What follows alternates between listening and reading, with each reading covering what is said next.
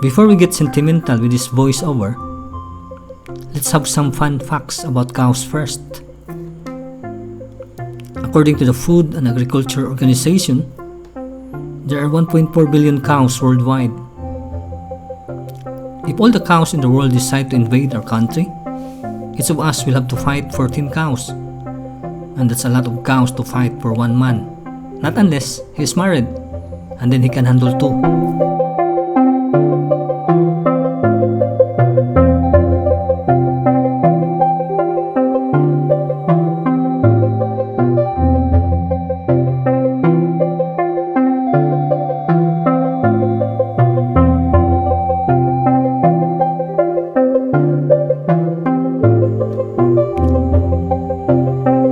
Here's another but a more sensible trivia from online sources.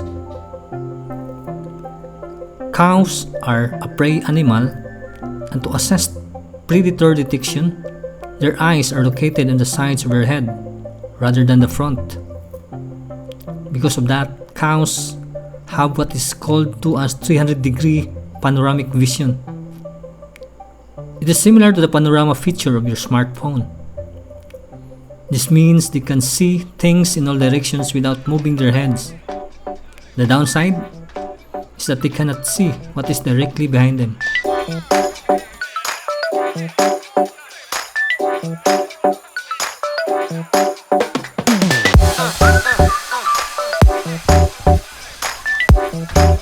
Cows have two functioning color receptors in the eye, which means they mostly see two colors.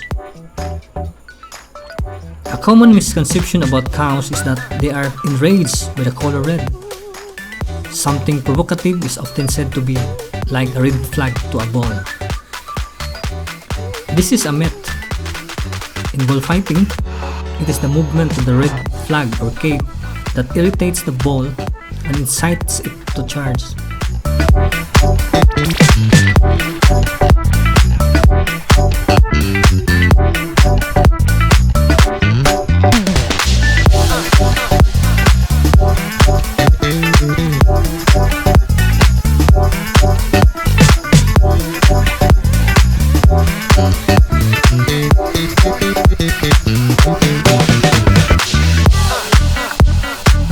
The average sleep time of domestic cow is about 4 hours a day. Cow's average lifespan is 22 years. The cow's genome has been fully mapped by scientists, and 80% of their genes are shared with humans. Cows can recognize familiar individuals. Cows also like to listen to music, and according to a study, classical music increases cows' milk yield. That's all the facts I have gathered.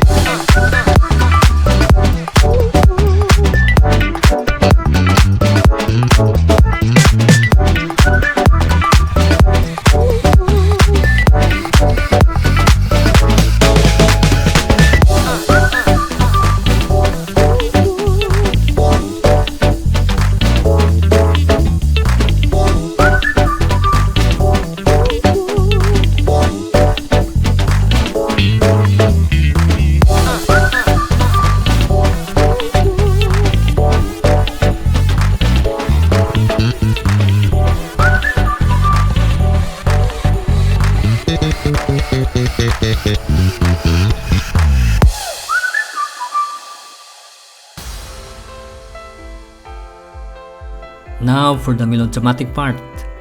About 10,500 years ago, we domesticated cows for so long that we don't only use them for food but even use them to jumpstart economic activity.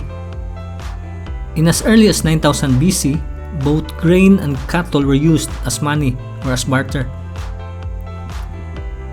We used cow's milk and made it into cheese, butter, yogurt, and other dairy products.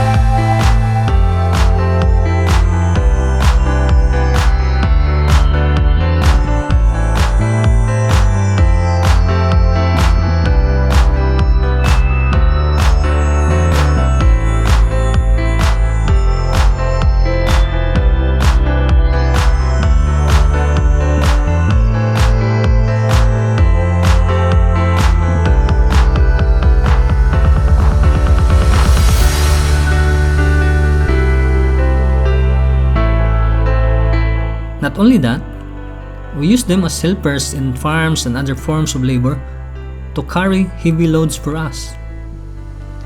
Cow hides used for leather to make shoes, belts, couches, and clothing are another widespread product that most of us owns.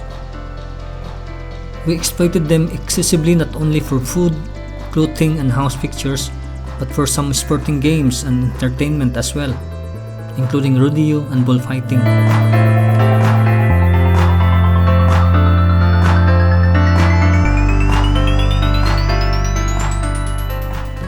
Not fully content with the above, we also use their name to disparage someone, like calling a neighbor you have disagreement with a cow. You can ignore that one as it is just my own creation.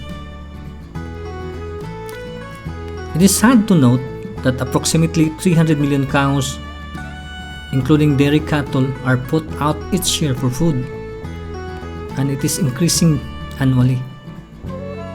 The inhumane treatment of cows for food production unnecessarily causing them fear, stress, and pain. I guess it's hard to care about something that will not directly affect us at all. But once it does, we scream for justice and equality, which cows could not do. We understand that we cannot yet advocate for fully abstaining from the consumption of cow-related animal products. But perhaps what we can do is reduce consumption to give their species a breather, which in effect helps the environment recover through the reduction of greenhouse gases. The realistic figure is just 10%, and it is a good start.